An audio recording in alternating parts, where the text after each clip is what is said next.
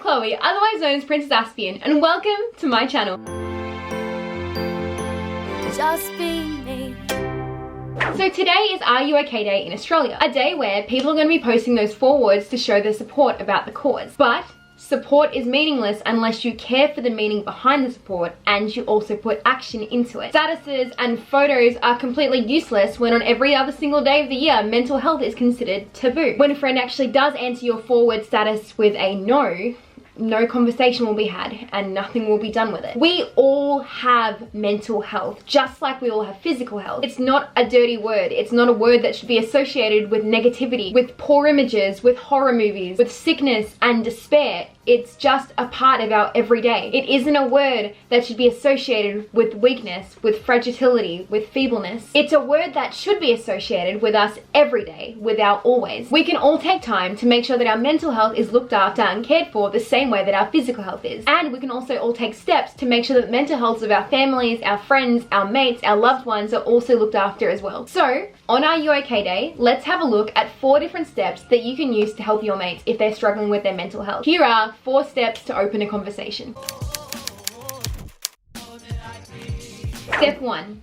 Ask. Before we look after other people, it's really important that we start to look after ourselves. You can't help someone if your own mental health isn't in a brilliant place. You can't help someone if it could negatively impact you in the process. So, first of all, before you ask the question, you need to ask yourself these questions. Am I in a good space? Will I listen without judgment? Am I prepared for the answer? And can I give this person the time they need? If you can't do this, which is completely fine, think about the other people in this person's support network that could talk to them instead. If this is something that you are able to do, however, everything starts off with a simple question. How have you been feeling? How are you today? And because of the society that we live in, with the most likely answer being fine, you have a follow-up question.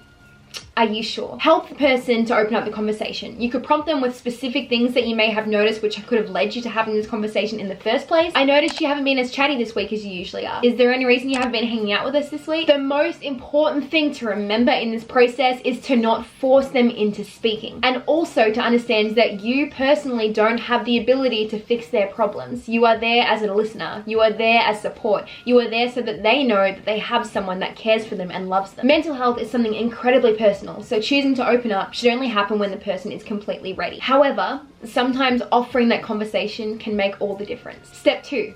Listen. Listen with an open mind, listen without judgment, listen with an open mind, listen without judgment, and above all, do not try and rush this conversation. Opening up with your struggles about mental health can be absolutely terrifying. I know that firsthand. And it can also take a lot of time and a lot of courage to be able to build yourself up into doing that. Shutting someone down after they choose to open up with you, whether that's because of judgment, whether that's because of a time frame, could close off that person from finding help and speaking out again. Active listening is extremely important. Make eye contact with them. If you're not autistic, if you are autistic, it's okay, girl, I feel you. Me too. I can't.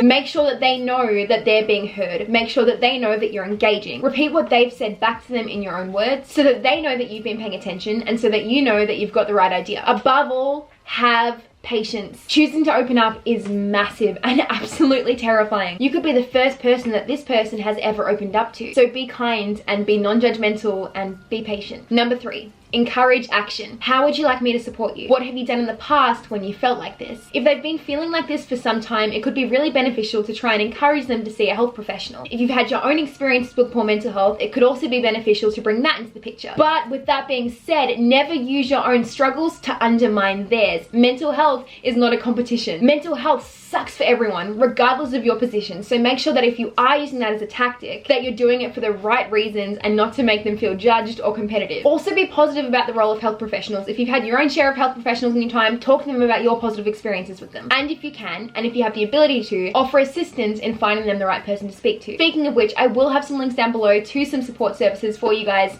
so make sure to check them out if it's something that you feel like you or your mates might need it. I have both the Lifeline and the kids helpline number both saved in my phone. So if I ever do find myself in a situation like this where someone does need help and I'm unable to be that person that can help them, I can whip out my phone and share the contact through to them. The numbers are super easy to find online and I will also link them in the bio down below below, so it might be a really good idea for you guys to either save them to your phone or to save the help numbers from whatever country you're from. You never know when it could come in handy. It's also important to realize that we don't have to be suffering from poor mental health to seek help for our mental health. Mental health is with us daily, and just like our physical health, it's important that we don't reach breaking point before we decide to look after it. We don't wait until our teeth are all gross and falling out before we start brushing them. We also shouldn't wait until our mind is all falling out until we start looking after it. Number 4.